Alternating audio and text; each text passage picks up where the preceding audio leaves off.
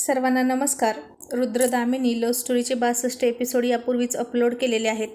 कृपया ते सर्व एपिसोड ऐकण्यासाठी आपल्या चॅनलला भेट द्यावी. पद्मिनीनं विशालला तिच्या मांडीवर झोपायला लावलं आणि तिने खाली वाकून त्याच्या ओठांना किस केला. आता विशाल उत्तेजित झाला आणि त्यानं उठून सरळ तिला मिठीच मारली आणि आता विशालचे हात नॉनस्टॉप तिच्या शरीरावरून फिरत होते. दोघेही झपाटल्यासारखे एकमेकांवर चुंबनांचा वर्षाव करत होते. विशाल आता तिचे ओठ ओठात घेऊन खात होता. बेभान झाले होते दोघेही. जणू काही मागचे काही वर्ष नाही तर काही जन्म ते एकमेकांची वाट बघत होते आणि आत्ता ते एकमेकांना भेटले आहेत अशी त्यांची अवस्था होती. आणि आता विशालने तिचे ओठ सोडले आणि तो तिच्या मानेवर, गळ्यावर आणि छातीच्या उंचवट्यावर किस करू लागला. तशी पद्मिनी खूप उत्तेजित झाली. तिला तिच्या भावना अनावर होऊ लागल्या. तिच्या सगळ्या शरीरात आग लागली होती. मांड्यांमध्ये सळसळ होत होती. तिला आता त्याच्यापासून दूर पळून जाऊ वाटत होतं, पण तिला हे शक्य नव्हतं आणि त्याच्या चुंबनांचा मारा सोसल्याशिवाय तिची सुटका नव्हती. विशाल आता खूप पुढे निघाला होता, चुंबनाच्याही. हे तिला कळत होतं आणि आता त्यानं हळूच तिच्या ड्रेसचे बटन खोललं. तसं तिने पटकन त्याचा हात पकडला आणि म्हणाली, साहेब नको ना, सावरा स्वतःला. विशाल आता तिचं ऐकतच नव्हता. आता त्याच्या भावनांवर कंट्रोल होत नव्हता, कारण तिनं त्याला किस करून त्याच्यातला पुरुषार्थ जागा केला होता. त्यानं त्याला अडवणारे तिचे हात बाजूला ढकलले. तिच्या ड्रेसची 2 बटणं खोलली. आता तिच्या छातीचा उंचवटा आणखीन जास्त दिसू लागला आणि त्यानं तिथेच एक किस केला. तसं पद्मिनी आता गच्च डोळे मिटून घेतले. खूप सुख वाटत होतं तिला आता, पण ते सुख अजूनही अपूर्ण होतं. दोघांचंही मिलन झाल्याशिवाय ते पूर्ण होणार नव्हतंच. त्यानं पुन्हा तिच्या तोंडात तोंड घातलं आणि किस करू लागला. लेग पीस तोडून खावा तसा तो तिचे ओठ खात होता. पद्मिनीला वाटलं उगाच मी सुरुवात केली. विशाल इतका बेभान होईल असं तिला वाटलं नव्हतं. शेवटी तोही पुरुष होता. त्यानंही या क्षणाची गेली कित्येक वर्ष वाट पाहिली होती. आता तीही त्याच्यावर प्रेम करतच होती, पण लग्नाच्या आधी हे करणं चूक आहे हे तिला कळत होतं आणि त्याला तर हे कळतच होतं.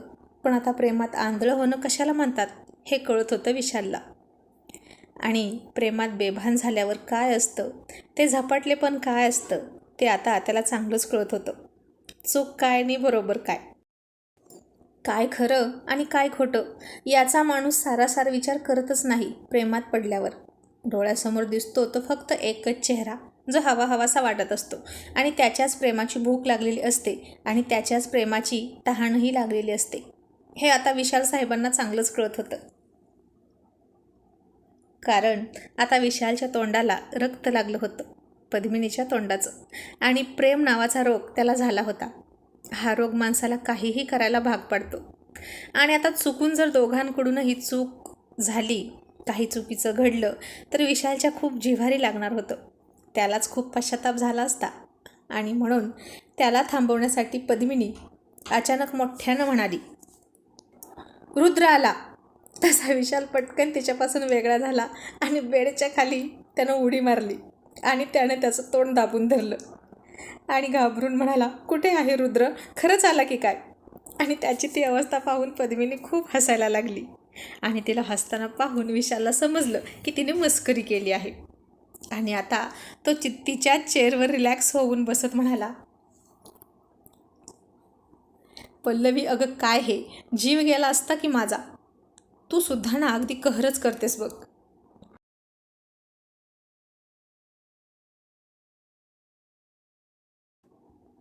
पद्मिनी म्हणाली, साहेब अहो काय हे, आता रुद्र तुमच्या स्वप्नात पण येणार असं वाटतंय मला. तुम्ही तर त्याची खूपच धास्ती घेतली आहे. विशाल म्हणाला, येईल तसंही होईल. तुझा भाऊ खूप अफलातून आहे गं, आणि वरून तू अफलातून. काय भीती घातलीस मला बघ, अजून माझं हृदय धडधड करत आहे जोरात. ती म्हणाली, साहेब तुम्ही कंट्रोलच करत नव्हता स्वतःवर, मग मी काय करू?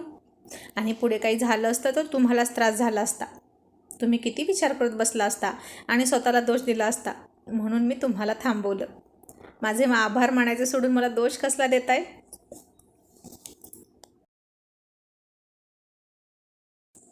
विशाल म्हणाला, वा ग वा, आधी तूच मला किस केलास आणि मला उत्तेजित केलंस, आणि मग हे बरं आहे की तुझं माझाच किस घ्यायचा, मलाच उतावीळ करायचं आणि पुन्हा माझीच काळजी करून मलाच दूर ढकलायचं.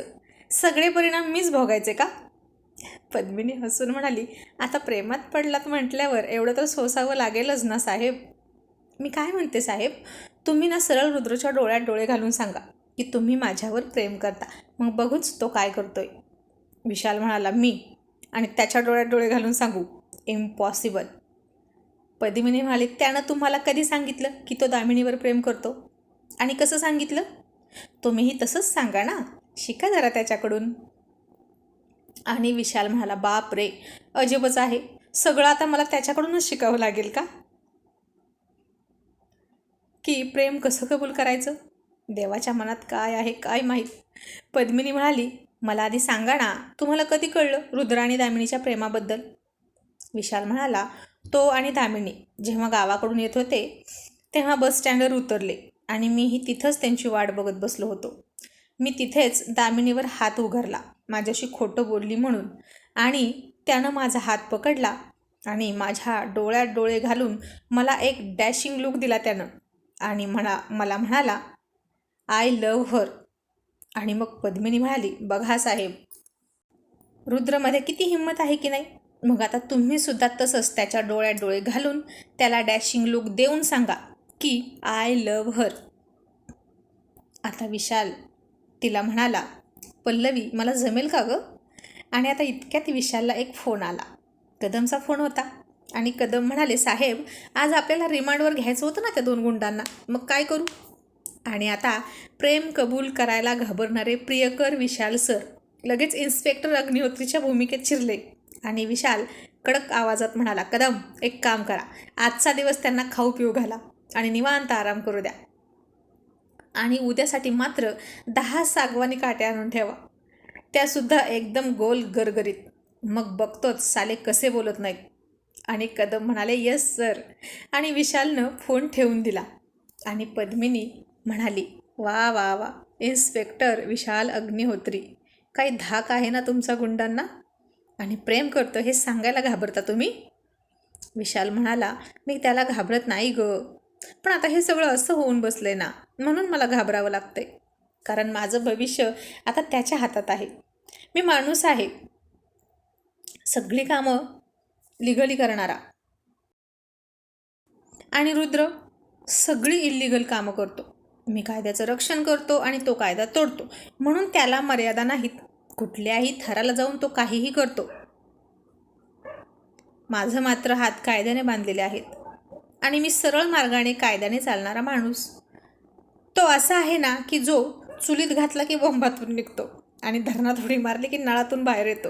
आता पद्मिनी खूप हसत होती आणि मग म्हणाली, साहेब, आता तुम्ही रुद्रच्या डोळ्यात डोळे घालून बघताय, असं बघा बरं माझ्या डोळ्यात, आणि म्हणा की आय लव्ह हर. आणि आता विशाल तिच्याजवळ आला आणि त्यानं तिच्या डोळ्यात डोळे घातले आणि समोर रुद्र आहे असं त्याला वाटलं, आणि त्यानं एक डॅशिंग लुक दिला आणि म्हणाला, I I I am sorry Pallavi, I can't do this, असं म्हणून उंजळीत तोंड झाकून घेतलं. आणि पद्मिनीनं डोक्यावर हात मारून घेतला आणि म्हणाली, जब प्यार किया तो डरना क्या, असं ऐकलं होतं, पण इथे तर प्यार किया तो डरनाही डरनाही. कसं होणार माझ्या साहेबांचं? आणि मग ती म्हणाली, साहेब, असू द्या, टेन्शन नका घेऊ, पुढचं पुढे बघू, चला झोपूया.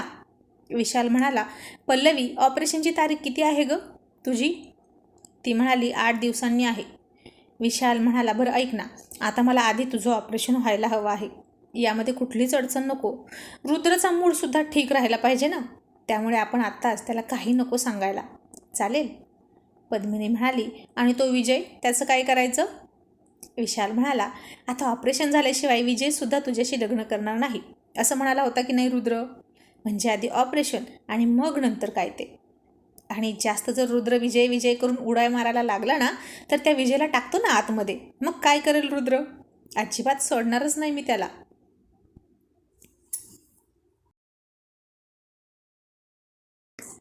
ती हसून म्हणते, बरोबर आहे, आपण नंतर काय ते बघू, पण साहेब तुम्ही इल्लिगली काम करणार चक्क, आणि कोणत्या गुन्ह्यात विजयला आत टाकाल तुम्ही?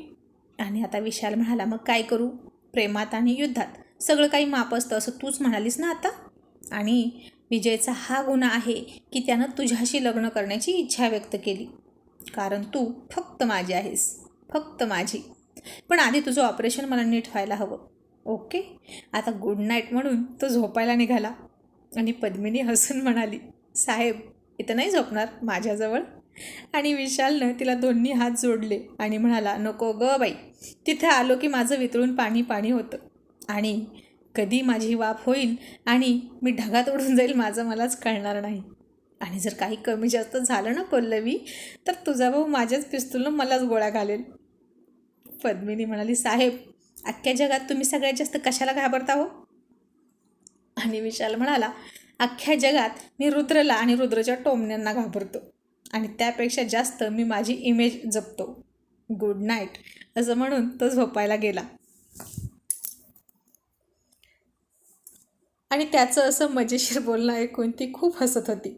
तिला तर विश्वासच बसत नव्हता की हे तेच अग्निहोत्री साहेब आहेत का, जे पहिल्या भेटीत आणि आणखीन बऱ्याचशा भेटींमध्ये खूपच कर्तव्यदक्ष आणि कठोर वागत होते.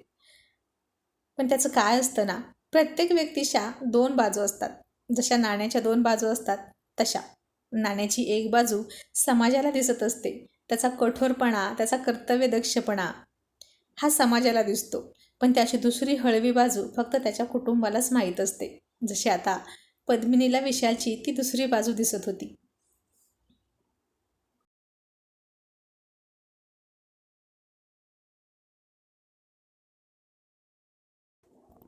आणि आता दुसऱ्या दिवशी पोलीस स्टेशनमध्ये शिंदेंनी भाजी मार्केटमधून फुकट आणि वर्दीचा फायदा घेऊन भाजी घेणाऱ्या सगळ्या पोलिसांची लिस्ट विशालला दिली. आणि आता काय, सगळ्यांना फोन केले आणि ताबडतोब विशालसमोर हजर राहण्याचे आदेश मिळाले. आणि आता सगळेजण अपराध्यासारखे ओळीत उभा राहिले होते, हात मागे बांधून आणि घाबरून आवंडा गिळून. आणि त्यात मोरे मॅडमसुद्धा होत्या. आणि आता विशाल हात मागे टांगून त्याचे बूट वाजवत एक एक जणाला निरखून बघत रागाने कटाक्ष टाकत त्यांच्यासमोरून चालत होता. आणि मग म्हणाला, तुमच्यासारख्या अप्रामाणिक आणि ऐतखाऊ लोकांमुळे डिपार्टमेंट आज बदनाम आहे. तुम्हाला पगार कशासाठी मिळतो? सांगा, कशासाठी पगार मिळतो? बोला मोरे मॅडम, असं तो मोठ्या आवाजात म्हणाला. आणि मोरे मॅडम दचकल्या आणि म्हणाल्या, सॉरी साहेब, अहो पण पगार पुरत नाही. विशाल म्हणाला, पगार पुरत नाही? मग तुमच्या गरजा कमी करा. 2 वेळेचं अन्न आणि कपडे मिळण्यापुरता तरी पगार निश्चितच मिळतो तुम्हाला, आणि तेच अपेक्षित आहे आपल्याला शासनाकडून. आणि खबरदार, जर पुन्हा असलं काही कराल तर याद राखा, ते गरीब लोक घाम गाळून पैसा कमवतात, दिवसभर उन्हात बसतात, आणि तुम्ही मात्र फुकट त्यांच्याकडून भाजी घेऊन येता. तुम्हाला लाजा कशा वाटत नाहीत?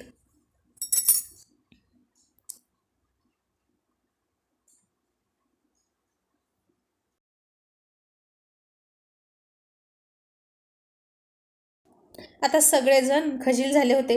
आणि विशाल म्हणाला, शिंदे, तो बॉक्स इकडे आणा. आणि आता कोणालाच काही समजत नव्हतं की हा बॉक्स कशासाठी आणलाय. आणि विशाल म्हणाला, आत्ता तुमच्या पॉकेटमध्ये जे काही असेल ते या बॉक्समध्ये टाकायचं. हे पैसे त्या भाजीवाल्यांना देण्यात येतील ज्यांची तुम्ही फुकट भाजी खाल्ली इतके दिवस. आणि हो, दर महिन्याला पगार झाला की मी सांगेल तेवढे पैसे या बॉक्समध्ये टाकायचे, आणि मी सांगेपर्यंत ही प्रथा बंद करायची नाही. आणि आता शिंदे मनात म्हणाले, म्हणालं होतं ना विशाल साहेब व्याजासहित वसूल करणार, घ्या आता, खा फुकट भाजी. आणि आता सगळ्यांनी होते नव्हते तेवढे पॉकेटमधले पैसे त्या बॉक्समध्ये टाकले, आणि सगळ्यांनी खूप वाईट तोंड केलं.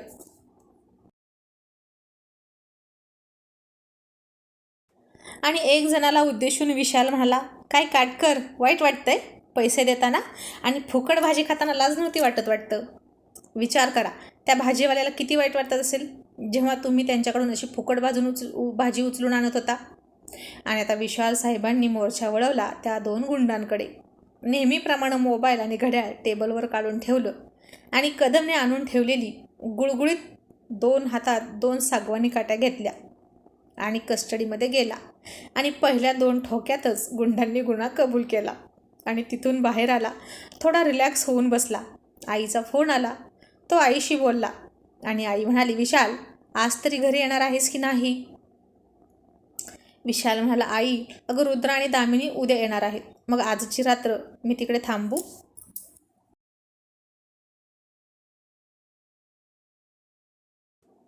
आई हसून म्हणाली, बरं थांब तू, पण तुझी काळजी घे रे, हे सांगण्यासाठीच फोन केला होता. आणि आता रुद्र दामिनी आले की आपण लगेच जायचं आहे देवीच्या दर्शनाला. सुट्टी काढून ठेव बरं आजच. विशाल म्हणाला, आई अगं मीच सगळ्यांना सुट्ट्या देतो आणि मीच कोणाकडून सुट्टी काढत बसू? माझी सुट्टी माझ्याच हातात आहे, तू तुझा प्लॅन कर. पण आई शक्यतो रविवारीच बघ ना गं, जमतंय का? आई म्हणाली, वर्षाचे 12 महिने, आठवड्याचे 7ही दिवस आणि दिवसाचे 24 तास तू कधीच सुट्टीवर नसतो, त्यामुळे तूच मला सांग कधी जायचं, मग निघूया. आम्ही काय रिकामेच आहोत. विशाल हसून म्हणाला, बरं बाई सांगतो. आणि मग विशाल म्हणाला, ए आई ते तेच मंदिर आहे का गं जिथं 100 पायऱ्या असतात चढायच्या? आई म्हणाली, हो रे, ते तेच मंदिर आहे आणि रुद्र दामिनीचा संसार सुखी व्हावा म्हणून मी त्या दोघांना तिथं नेणार आहे. नवसही केलं आहे मी तुझ्यासाठी आणि पद्मिनीसाठी सुद्धा. आणि नवीन जोडप्यानं नवऱ्यानं बायकोला उचलून घ्यायचं असतं, 100 पायऱ्यात चढून तिथं जायचं, अशी तिथली प्रथा आहे. ती प्रथासुद्धा मला पूर्ण करायची आहे रुद्र आणि दामिनीकडून. आणि विशाल हसून म्हणाला, कर कर, लाडका जावई ना तुझा तो, आणि लाडकी लेक, काय करायचं ते कर. पण आई तुझ्या लाडक्या लेकीनं एकदा तरी फोन केला आहे का गं तुला? किती रमली आहे बघ ना ती तिच्या संसारात. तिला तुझी अजिबात आठवण येत नाही आणि तू आपल्यासारखं दामिनी दामिनी करत तिच्या नावाचा जप करत असतेस.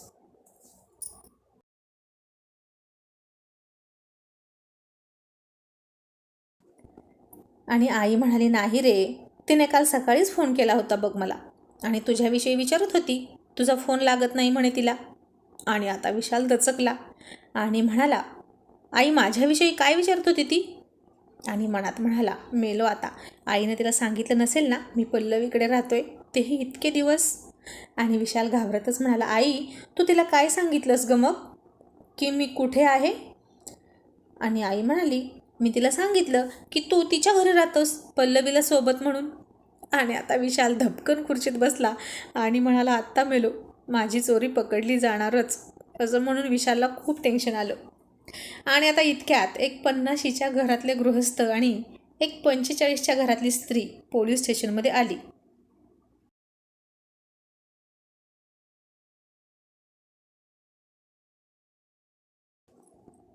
आणि ते म्हणाले, आम्हाला एक कंप्लेंट नोंदवायची आहे. पाटील म्हणाले, काय कंप्लेंट आहे? ती बाई म्हणाली की माझी मुलगी आमच्या शेजारच्या मुलानं पळवून नेली आणि त्याच्या विरोधात आम्हाला तक्रार नोंदवायची आहे. आणि आता तर ही नेहमीचीच केस होती. आणि पाटील गालात हसले, कारण आता त्यांना या अशा केस आता सरावाच्या झाल्या होत्या. म्हणजे 70% केस तरी अशाच होत्या.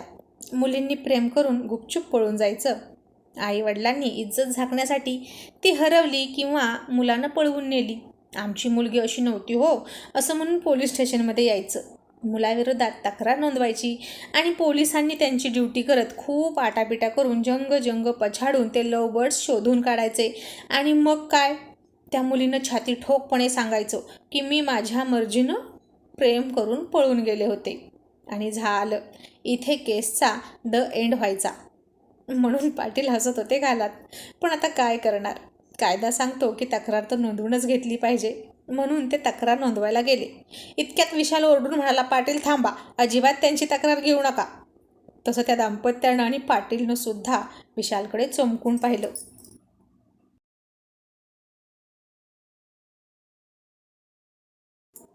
आणि पाटील म्हणाले, साहेब आता त्यांना तक्रार करायची आहे म्हणजे आपल्याला घ्यावीच लागणार. आणि विशाल त्यांना म्हणाला, हे बघा, तुमची मुलगी किती वर्षाची आहे? ते म्हणाले, 19 वर्षाची. विशाल म्हणाला, मग नक्कीच तिने त्याच्यावर प्रेम केलं आहे आणि ती तिच्या मर्जीनं गेली आहे. आणि तुम्ही कशासाठी त्या मुलाची उगीच तक्रार नोंदवून पोलिसांचा ससेमिरा त्यांच्या मागे लावता? हे बघा, त्यांना सुखाने संसार करू द्या आणि वाटलंच तर त्यांना गोड बोलून परत बोलवून घ्या आणि त्यांचं लग्न लावून द्या आणि त्यांना सुखाने संसार करू द्या. प्रेम करणं हा काही गुन्हा नाही आणि प्रेमात पळून जाणं हा सुद्धा गुन्हा नाही, कारण प्रेमात आणि युद्धात सगळं काही माफ असतं. आणि आता हे ऐकून सगळे जण विशालकडे चाट होऊनच बघत होते, अगदी जेलमधले कैदीसुद्धा.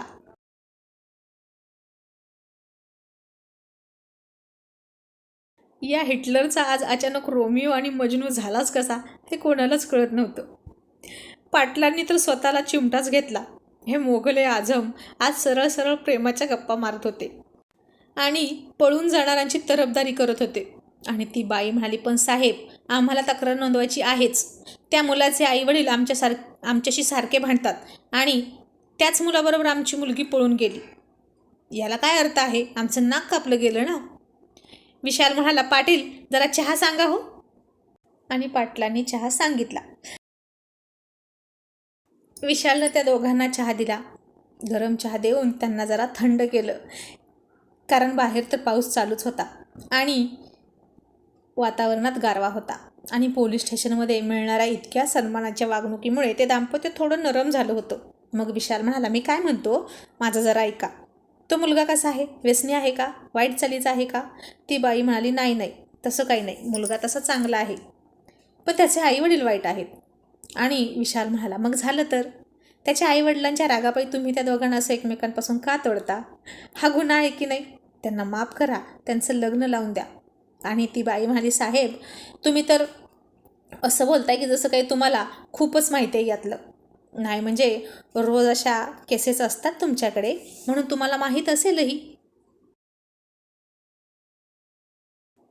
आणि जर तुमची बहीण किंवा मुलगी असं वागली असती तर तुम्ही काय केलं असतं हो? आणि विशाल मनात रडून म्हणाला, केलंय ना, तीच माती खाल्ली मी, आणि आता म्हणूनच खूप भीती वाटते.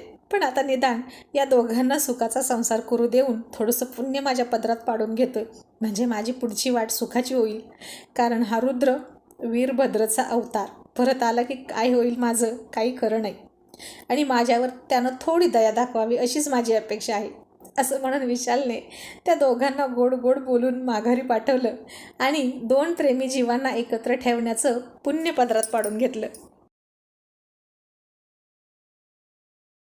आणि आता तोही दिवस संपला. सायंकाळचे 7 वाजले आणि बेल वाजली. आणि पद्मिनी मनात म्हणाली, आज साहेब लवकर आले की काय? आणि ती मोठ्याने म्हणाली, साहेब या ना आत. तुम्हाला दरवाजा उघडता येतो ना? दरवाजा उघडाच आहे. तसा दरवाजा उघडला आणि तरीही पद्मिनीला कोणीच दिसेना. आणि ती म्हणाली, साहेब, आजसुद्धा तुम्ही माझी मस्करी करताय ना? असं नाही हा चालणार. आता मला तुम्ही फसवू शकत नाही. काल तुम्ही माझ्याकडून असं मला फसवून किस घेतलात, पण आज मी तुम्हाला असं कोणतंच प्रॉमिस करणार नाही, कळलं? आता तरीही तो बोलतच नव्हता. आणि आता पद्मिनी लाजून म्हणाली, साहेब, किती दुष्ट आहात हो तुम्ही, किती सतवणार मला. मग मी सुद्धा तुम्हाला तितकंच सतावणार ना. या ना माझ्यासमोर, मला तुम्हाला बघायचंय आणि तुम्हाला मिठी मारायची आहे. असं म्हणून तिने डोळे झाकले आणि त्याला मिठी मारण्यासाठी हात समोर केले. आणि इतक्यात तिच्यासमोर कोणीतरी आलं आणि तिने डोळे उघडून पाहिलं आणि तो विशाल नव्हता. आणि आता पद्मिनीचे डोळे खूप आश्चर्यानं आणि घाबरून विस्फारले आणि तिला घाम फुटला. त्या व्यक्तीने पद्मिनीचं सगळं बोलणं ऐकलं होतं. आणि पाठीमागून आणखीन एक आवाज आला, रुद्र, अरे काय झालं, असं का गप्प बसलास? आणि पद्मिनी कुठं आहे? आणि हा आवाज होता रुद्रच्या आईचा. आणि आता पद्मिनी खूप घाबरली.